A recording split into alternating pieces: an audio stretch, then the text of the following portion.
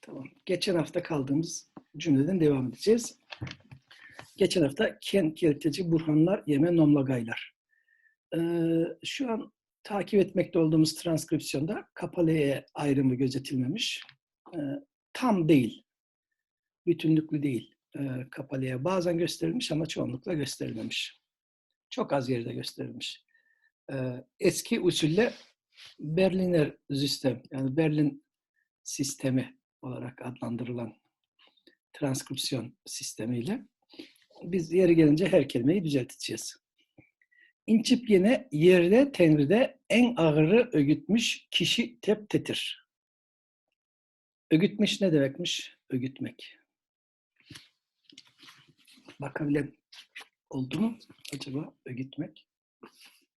Övgüye layık olarak buldum hocam ben. Nasihat diye. Evet. Doğru, güzel. Sıfat fiil diye düşünebilirsiniz. Mış ekiyle ögütmüş. Övülmüş. Övülmüş olarak övülmüş, methedilmiş, yüceltilmiş. Bakalım ilk yayında ne anlam verilmiş? Ögütmek, loben machen. Yani loben machen, övmek, övdürmek, pardon, övdürmektir. İlk yayında loben machen, yani övdürmek, o anlam verilmiş. İçip yeme yerde tengride, en ağırı ögütmüş kişi teptidir. Yine yerde tengride, yerde gökte. Yer ve gök, yani her yer anlamında. Burada kastedilen her yer. Her yerde.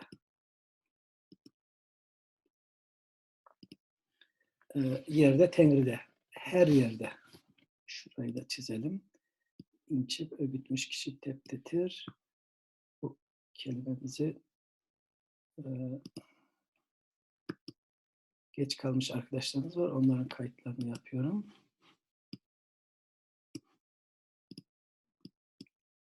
Şuradan anlamını çizelim. Tamam. İnçip yene yerde tengride en ağırı ögütmüş kişi teptedir.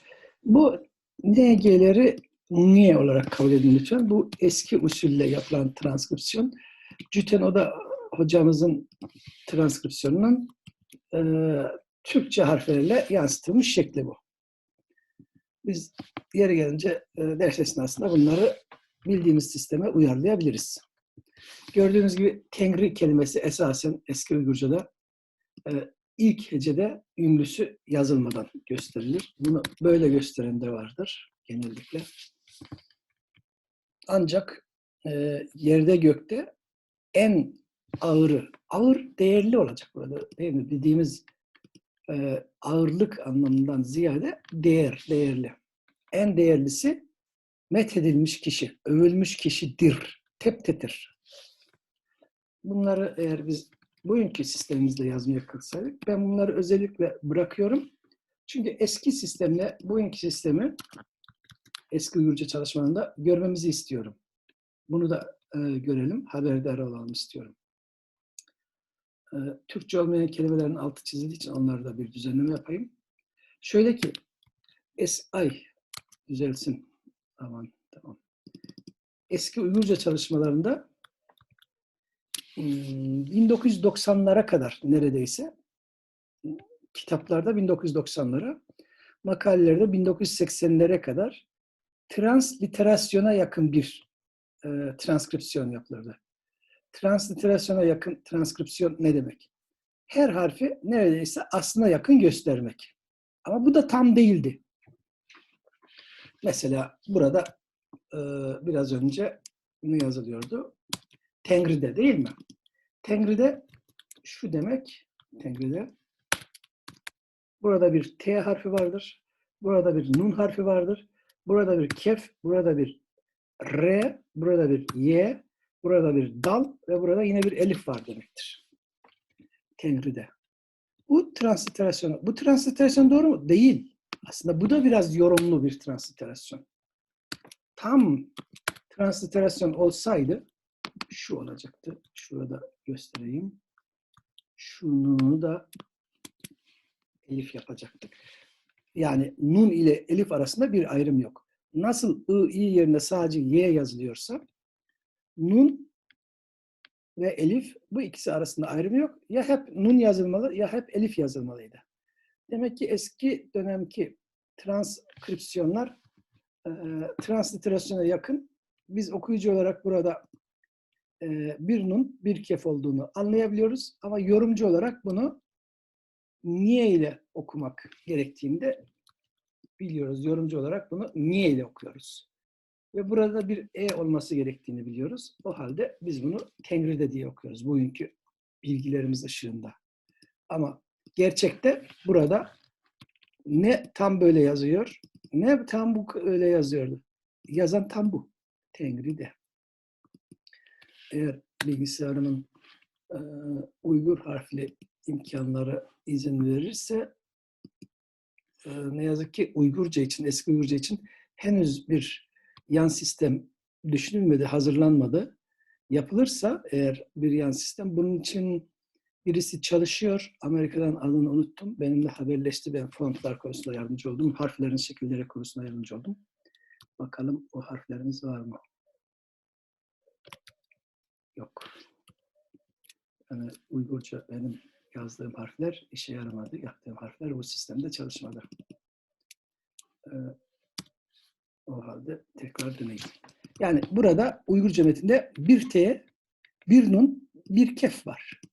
Bu tamamen bize bağlı. Bunu tag bile okuyabiliriz. Yani şu gibi anlamındaki tag ile bu aynıdır. Tag, gibi, benzer.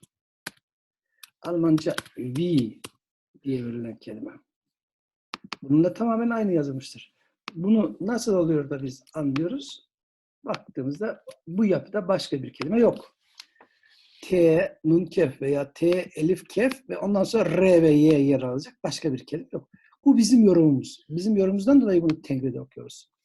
Bugünkü okuyuşla olsaydı hiç parantezde kullanmadan şu şekilde okuyabilirdik. Okumamız gerekirdi. Paranteze de gerek yok. Tengride. Olması gereken tam transkripsiyon budur. Tengride. Demek ki birden fazla farklı sistemler kullanılmış. İlk Uygurca metinler bile kendi içerisinde birlik göstermez. Niye sesini hepsi aynı yazmazlar. Bazılarında NG ile yazılmıştır. Bazı Uygurca yayınlarda. Bunu ilk 30 yıl için kastediyorum. NG yazan var. Hatta bizim Türkçe'de bugün kullandığımız bu harfi kullanan da var. Reşit Rahmeti Arat biraz farklı davranmış Türkiye'ye geldikten sonra. NG yazıp üzerine bir dalga çekmiş, bir yay çekmiş. Bunu elimizdeki bilgisayarın imkanıyla nasıl gösterebiliriz? Benim şu an taradığım fontları siz de görebiliyor musunuz ekranda? Göremiyorsunuz değil mi fontları? Herhalde. Aslı Nur görebiliyor musun? Hocam yazdıklarınız gözüküyor, bu şeyden açtıklarınız yazı stilleri falan gözüküyor da. Tamam. Şu an harfleri karıştırıyorum. Harfleri görebiliyor musunuz? Yok, onlar gözükmüyor. Tamam. Şu an onun üzerine çekeceğim yayı arıyorum. Ama ne yazık ki o yayı bulamadım. Nasıl bulacağız? Bu olur mu? Evet. Yani buna benzer bir şey uygulamış Reşit Ahmet Arat. N'nin üzerine, NG'nin üzerine bir yay çekmiş. Eğer tam olarak bir şey var mı bilgisayarımızda bu konuda? Evet, buna benzer bir şeymiş Arat'ın uyguladığı sistem. Türkiye'de bu yaygınlaştı. Arap harfli metinlerde kullanılan şekil eski Uygurca içinde kullanıldı, yazıtlar içinde kullanıldı. Tabii söz konusu olan niye sesinin gerçekte birleşik bir ses olduğu, katışık bir ses olduğu, yalın tek bir ses olmadığı bunu göstermekte. Gerçekten de bu niye sesi birleşik bir sestir, katışık bir sestir.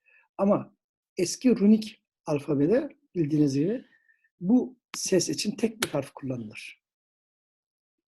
Tek bir tane harf vardır eski runik alfabede bunun için. Bakalım runik alfabemiz çalışırsa bunu da göstermeye çalışalım.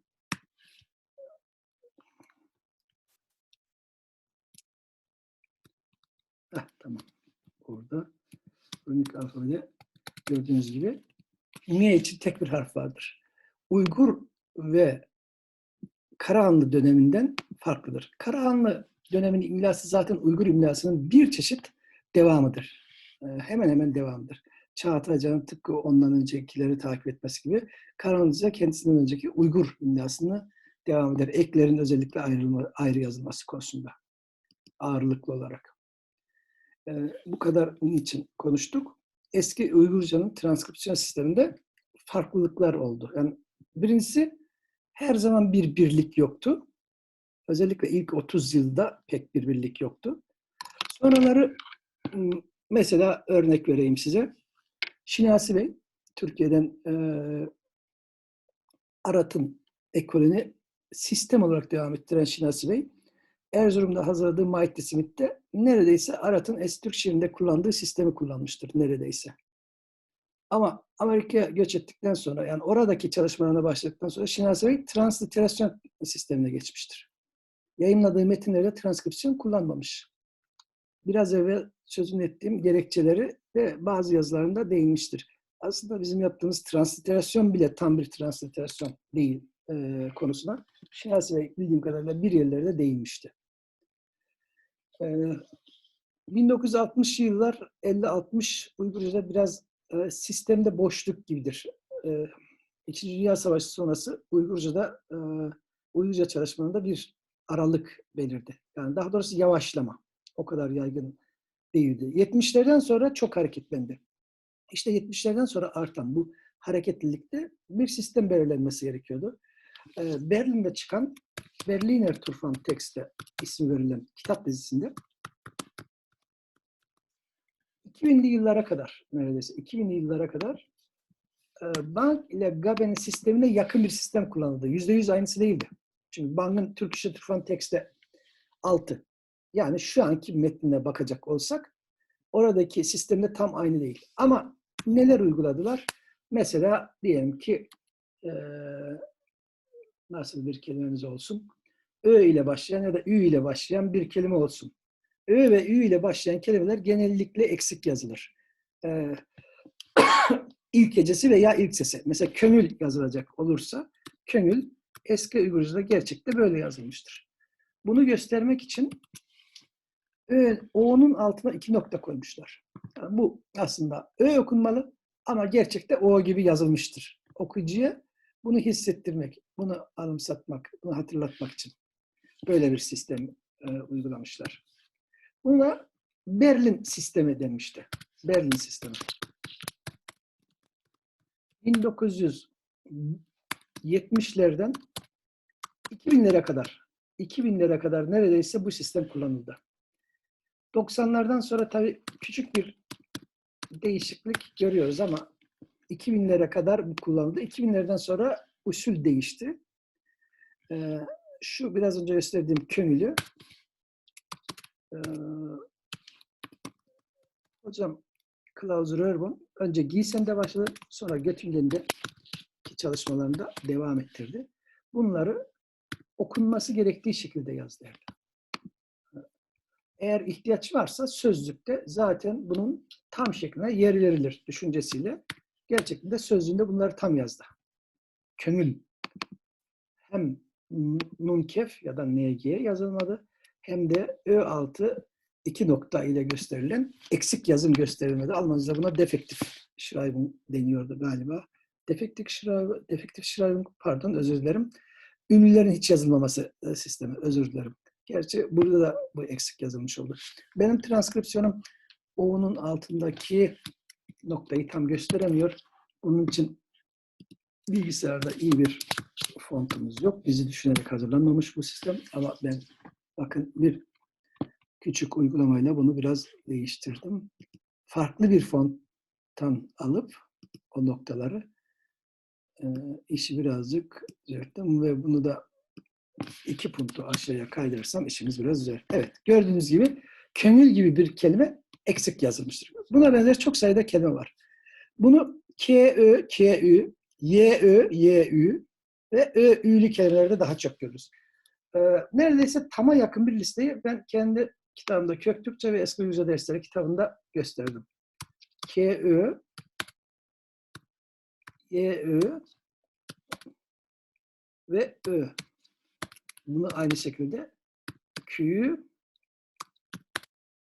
Yü, Kü, Yü ve Ü'lü kelimelerde görebilirsiniz. Yani bu şekilde başlayan kelimelerde önemli ölçüde Ö'nün yazımında, Ö ya da Ü'nün yazımında eksiklik söz konusudur. Bu eksiklik ne demek? Normalde diyelim ki körmek yazılacak. Körmek için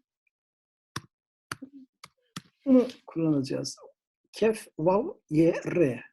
Ama köngül yazarken kef, vav, nun, kef, yine bir vav ve le. Dolayısıyla burada bir eksik yazım söz konusu. Bütünlüklü değil. Buradaki yazım eksik, tam değil.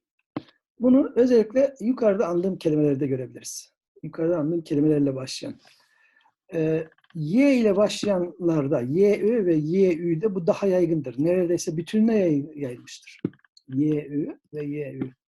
Ben tam değil ama tama yakın bir listeyi kitabımda topladım. Onlar ilgini çekmişti. Tamamına yakın topladım. Mesela yürün kelimesi. Eski Uygurca yürün. Yürün ne demekti? Bunu bakalım. Bilen kim var? Bilen birisi söyler mi? Yürün. Yürün. Beyaz demektir. Ak demektir. Beyaz ak. Bunun ürün gibi yan versiyonu da var. Ürün, ürün. Her iki de var. Mesela bu kelimede de görebiliriz. Bunlarda ünlüler tam yazılmamış, eksik yazılmıştır. Ama özellikle 2000'li yıllardan sonra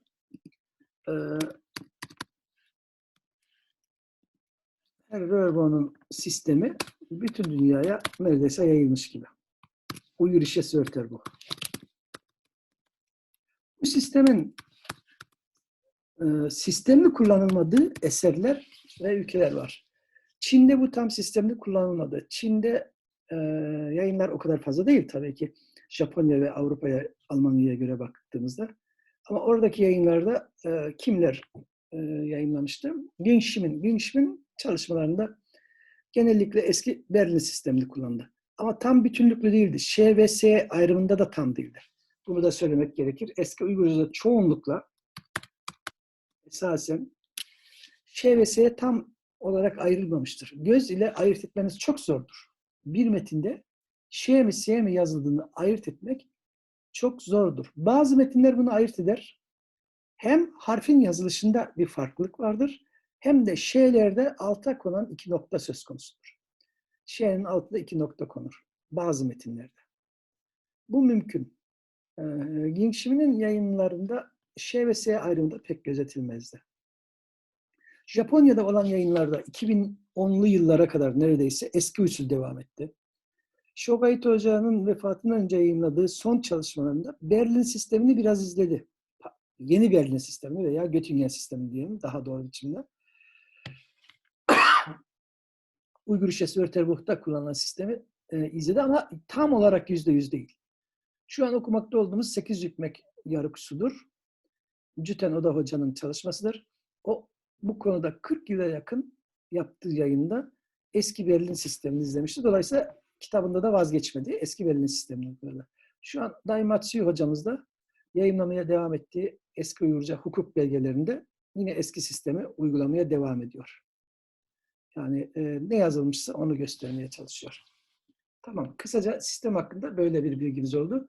Bu konuda benim bir yazım var. İnternette bulunabilir. Özlem ile beraber, Özlem Ayazlı ile beraber bizim yazımıza bakarsanız Eskişehir'de sunulan bildiriler kitabımız vardı. Orada yer alacak. Ayrıntısıyla konuya farklı konularda dahil olmak üzere değindik. Ona bakabilirsiniz. Şimdi buradan biz asıl konumuza tekrar dönelim. Tabii bunların da hatırlanması, bilinmesi gerekiyor. Uygurca çalışmalarında sizlerin bu konuları hatırlamanız, bilmeniz gerekir. Tekrar yukarıya devam. İncip, yukarıda. İncip yine yerde, tengride en ağırı ögütmüş kişi tiptidir. Buralarda nüshe farkları var. O nüshe farklarını ben kapatıyorum.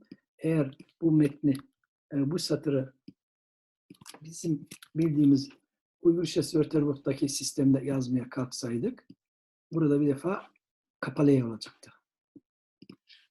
Yerde. Bu tamam böyle yer alabilir. En ağır ögütmüş kişi titir. Bu da elbette ki tetir olacak.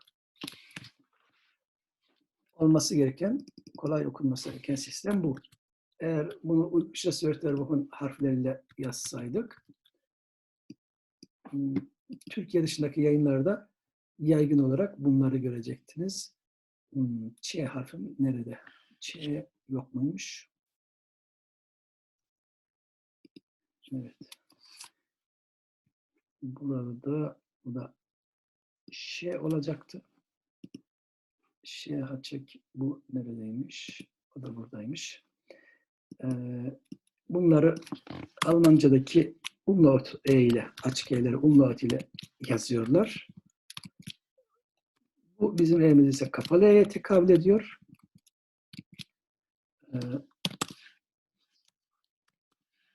Bu şekilde devam edelim. En kelimesi eski Uygurca'da bir elif fazla yazılır. Onun tesiriyle olsa gerek Moğolca'da anh şeklinde. Halbuki kelime en. Yani buradaki en kelimesi eski Uygurca'da çift elifle yazılır. Eski Uygurca metinlerde çoğunlukla çift elifle yazılır. Olması gereken şekil tek eliftir. Tek elif yeterlidir. En. Moğolca'da bu anh şeklinde galiba bugünkü Moğolca'da var. Devam ediyor. En ağırı, bugün Uygurca Wörterbuch bu G'ler arasında da ayrım gözetmez. Gerek yok olarak kabul ediyor. Çünkü Türkçe'de G ve K ayırt edici ünsüzler değil diye düşünülüyor. Gerçekten de Arapçadan farklı Türkçe. K ile K ayırt edici ünsüz değildir. Ayırt edici olan ünlüdür Türkçe'de. A ve E'dir. K ve K değildir. Hani bildiğiniz ünlü örnek vardır ya, kalp ve kelb. Arapça için ayrımı gösteren, orada herhangi bir vokal, ünlü harfi ya da harekesi söz konusu değil. Hareke yoktur. Kaf ile kefin yer değiştirmesi yeterli. Türkçe'de ise mutlaka ünlü. Kaçmak mı, keçmek mi? Kaçmak ve keçmekte ayırt edici olan Türkçe'de A ve E ünlüleridir. Devam edelim. Ögütmek. Ögmek, ögütmek. Bunu ekleri böyle göstererek devam edelim. Tek tek ayırmayalım. Kişi teptedir. Teptedir denir veya kişidir. Yine yerde ve gökte en değerlisi övülen kişidir. Veya övülen kişi denir. Bu arada yene kelimesine de değinmemiz gerekir çok kısaca. Yene en eski örnekleri yanadır bunun. Bunu bir başka dersinde bir vesileyle sormuşlardı yanlış hatırlamıyorsam. En eski şekli yanadır. Yine daha yeni bir örnektir. Bazı metinlerde iki şekilde vardır. Bunu nasıl anlarız? Eğer kendisinden sonra ök edatı geliyorsa yine. Eğer kendisinden sonra ok edatı geliyorsa veya art ünlü bir ek geliyorsa onun yana olduğunu düşünürüz. Ama bu her zaman mümkün değil. Aynı metin içerisinde hem yenili hem yanalı şekilleri de bulabilirsiniz. Yene ök, yana ok da bulabilirsiniz. Bu bizi yine bugünkü Türkçesindeki yine kelimesi. Yine, burası hatalı oldu. Yine. Anadolu ağızlarındaki yine kelimesidir. Y'den Y'ye geçiş oluyor mu? Oluyormuş demek ki. Atın üstüne eğer mi atarsınız, eğer mi atarsınız? Çoğunlukla atı eğerlemek diye söyleniyor ama yazı da düzeltiliyor. Yine gene. Kelimemiz bu. Yerde ve gökte en değerlisi övülmüş kişidir. Bu cümlede sorunuz var mı? Yok ise devam ediyorum. Tamam.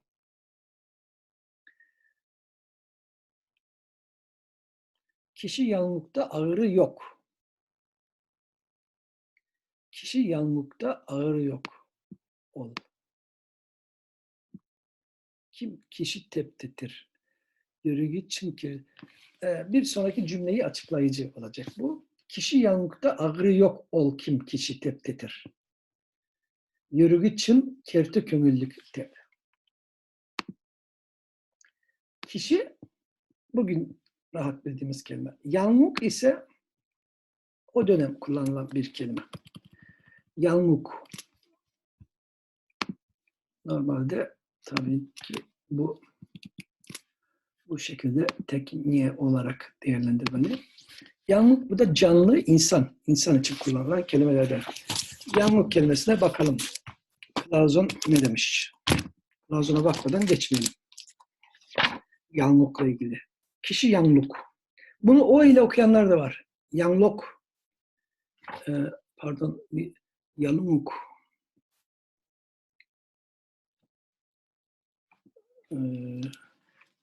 Kişi yalnızlıkta. Kişi yalnızlıkta. Yalnızlıkta. Burada bir yazım hatası var mı?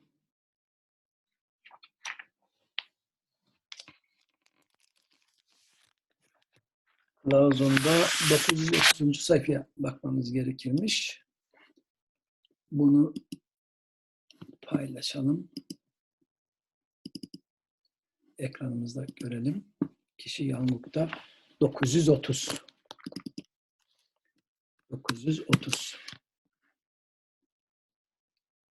Platon ne demiş? Evet, gördüğünüz gibi yalnızlık okuyan da var demiştim. Yalnızlık olarak soru işaretiyle yer verilmiş. Platon'un soru şu. Türemiş mi? Soru işareti bu. Türemiş mi? Derived. Türemiş mi? Yalnızlık. İnsan. A human being. Man. Belki bir büzülme neticesinde ortaya çıkmış olabilir diyor Platon. Yalınlık. Yalınmak. Yani yalın olmak. Çıplak olmak demiş. Çıplak olmak. Onunla alakalı olabilir demiş Platon. Bu durumda bununla ilgili en yeni bilgi Marcel Hoca'nın kitabına bakmak olacaktır. Çünkü Platon'dan tam 20 yıl sonra yayınlandı. Yenilikler Marcel Hoca'nın kitabında yer alacak. Eğer bununla ilgili bir etimoloji önerisi varsa. Türkiye'de etimolog çok. Bırakırsak çok öneride bulunan olacaktır. Bu kelime Moğolistan'daki Türk yazılarında görülmez. Ama bakın Yenisey yazılarında görülürmüş. Yenisey yazılarında karşılaşılmış. Altın Yoruk'ta, Kur'an Şiin Pusar'da birçok metinde geçmiş. Divan Lügatürk'te nasıl geçmiş? El-Beşer. El-Beşer camiyen. Mankind. İnsan, insanlık, insanoğlu. Kuttad Güblik'te geçmiş. Ondan sonrası için çok yaygın değilmiş. Kıpçak metinlerinden sadece bir defa yer verilmiş. Aslında Kıpçak da sayılmaz. Tefsir, Orta Asya, Anonim Orta Asya tefsiri diye geçer. Orada yer verilmiş. Kısaca yalnızlık için söyleyebileceğimiz bu. Platon'a göre yalınmak, çıplak olmak. Platon'un söylediği bu. Çıplak olmak. Biz yine metnimize geçelim. Şu anki metnimiz transkripsiyonlu metnimize geçtik değil mi? Şu an transkripsiyonlu metnimizdeyiz.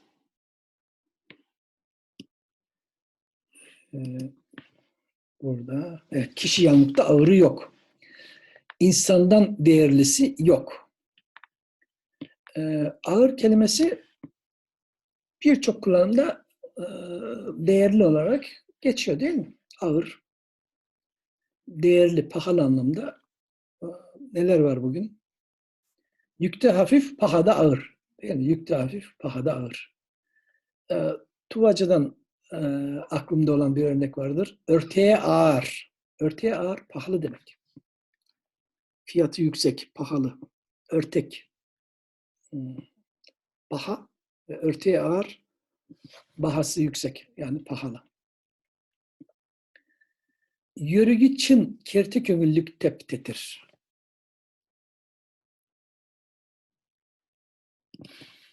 Kimmiş o değerli olan insan? Bu. Yörügü çın körtü kömüllük.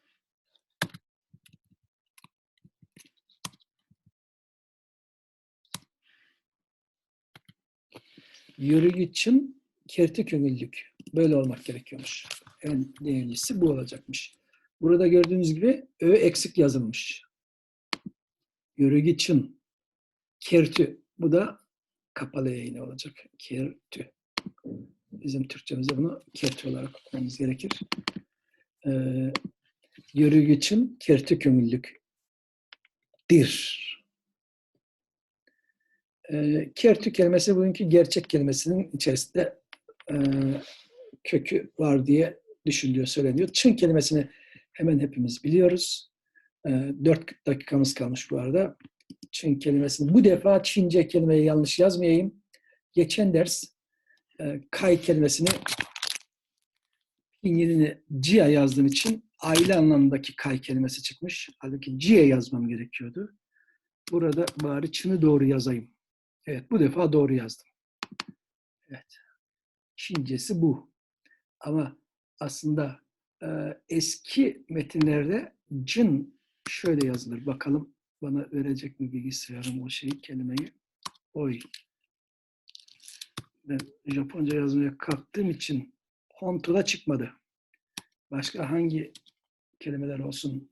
Çin kelimesinin Japoncası neydi?